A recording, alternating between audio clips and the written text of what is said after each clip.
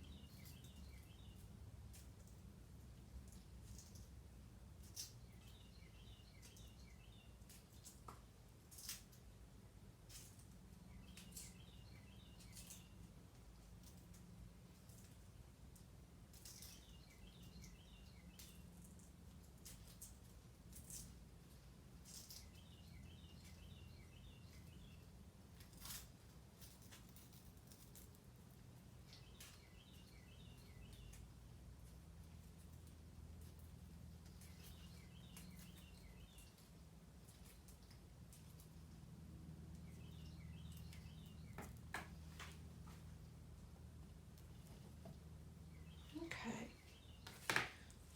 So now that I'm all prepped, I'm going to be making a bridesmaid's bouquet today. I tend to start with a little bit of greenery. Something that's going to just kind of float around in the bouquet. We're not going for huge, but we're going for a little bit more loose garden feel. So this greenery will help that. Then I like to start with one kind of focal flower. And this time around, I think I will choose this gorgeous local peony. It's gonna open up real nicely. So I'm gonna have it kind of facing the front. So the front I'll design with the front facing me. It makes it a little bit easier. Sometimes I'll use a mirror to design in so I can see all sides. But I decided to not do that today since I am talking to you guys. Adding in a little bit of texture,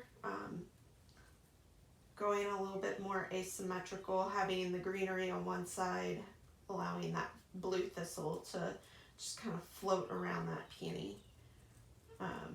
When I'm designing, I like to think about shades of color and the contrast between the colors. So I don't like to put drastic contrasts right next to each other. So I like to have like a middle ground. So like that's really drastic to put the white O'Hare next to that burgundy peony.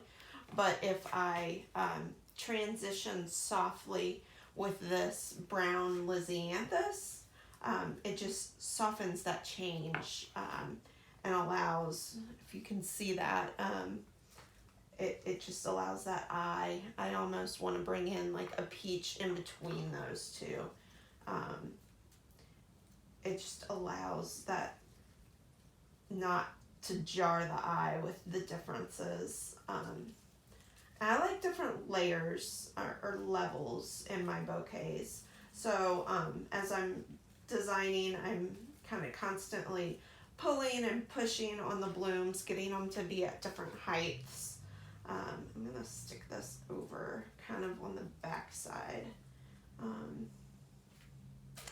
And then I can add in that peach color. And if your roses aren't quite as open as you'd like, you can give them a gentle blow on the center, which will get them to open a little bit better. You can kind of twirl the stem, allow gravity to work, and kind of push the petals open.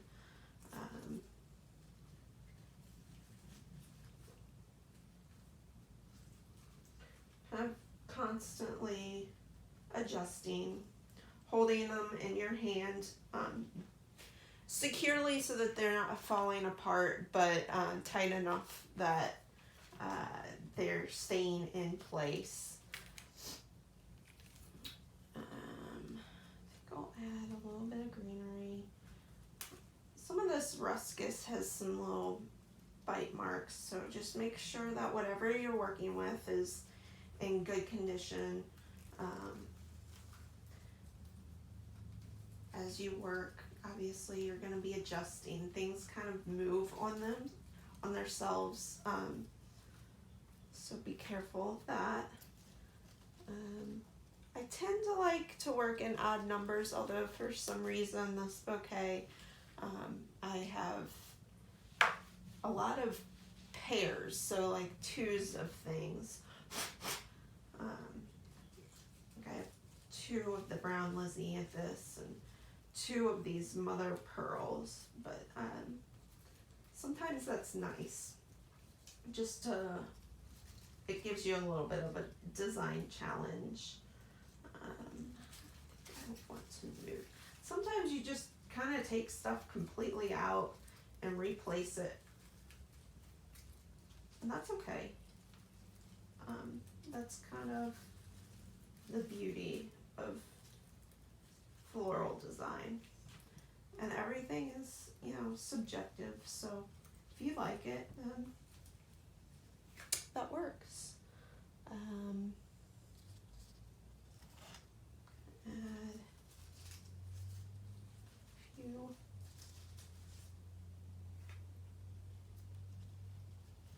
I tend to concentrate first on the focals, so your larger blooms, like your roses and your Lysianthus, and then I go back in with the smaller, more textural elements. That's not always the case.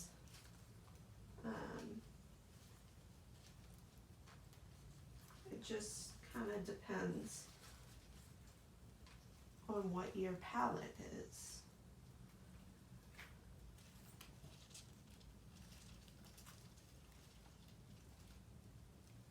I'm just going to keep working, adding to the outsides. See how that just kind of softens that contrast between that burgundy rose and the mother of pearl peachy rose. I'll put those little buds on the outside.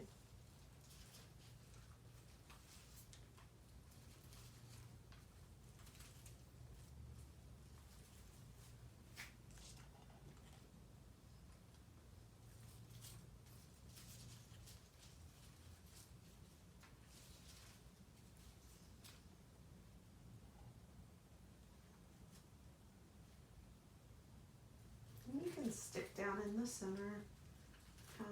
Twist the stem through.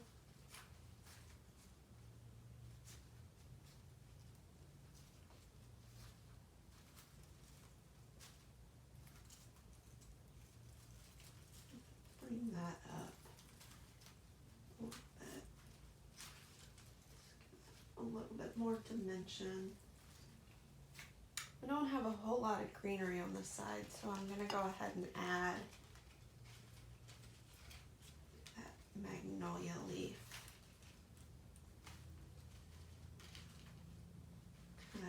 It will kind of support that rose.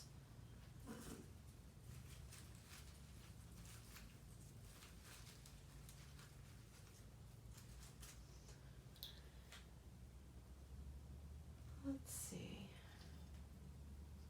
I've wired these white star Bethlehems so that they were kind of top heavy. It gives them a little extra support.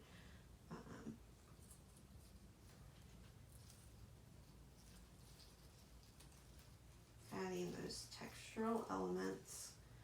They're kind of more fine or in texture. This mock orange is so pretty. I'm really excited. I've got this in the order for next week's wedding as well. It's not really available for very long, and so I really like to use it when I can get my hands on it. That goes with spirea as well. Although this year I feel like the spirea crop has been kind of elongated. We've had a cool spring. Let's see. So we just keep adding little elements, adding greenery. That 9 bark complements those lisianthus so nicely. They're kind of the same shade.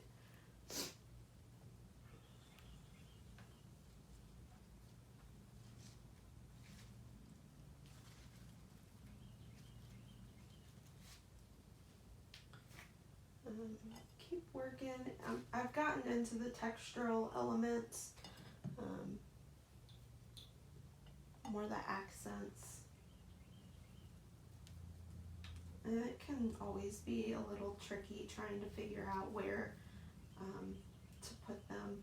A lot of times I like to pair my like fun things like these pods in 3s. I think it helps make them stand out a little bit more and not seem so like random. It's kind of more like how you would see them in nature or in a garden. Typically you plant in groupings, so it's less sporadic.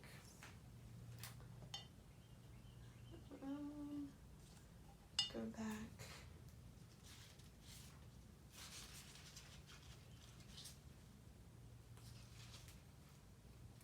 And you know, I said this peony was going to be in the front, but I'm really liking it more in the back side. As you're working, you can kind of twirl, because all stems, they're not perfectly straight, so you can twirl the stems to get them to be at the right angle that you're wanting. Gonna keep going. Got a few more things to add. And I see that there's a lot of burgundy on this side, and there's just a little pop of that brown lisianthus and 9 bark. So I'm going to go ahead and add a little bit more burgundy over to this side just to even it out, and so that it doesn't seem too one-sided.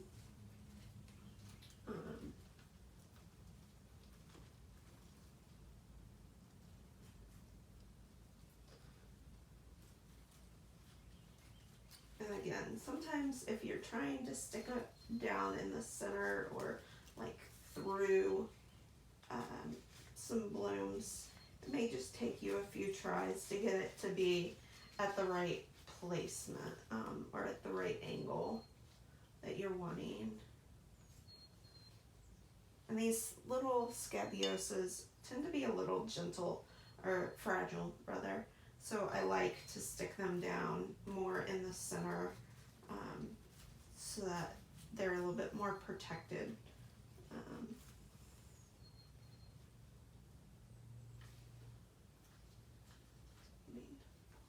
If there's like a petal that just doesn't look great, or is wanting to like hang over and block something that you want to show off, don't be scared to just kind of pluck it off. Let's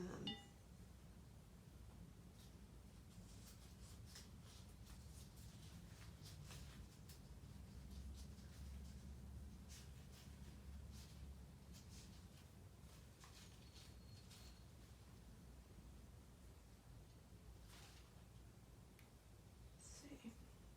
So I'm gonna totally go against what I had just said about putting these in the center. I like them down in front. I am going to place them kind of behind this mock orange.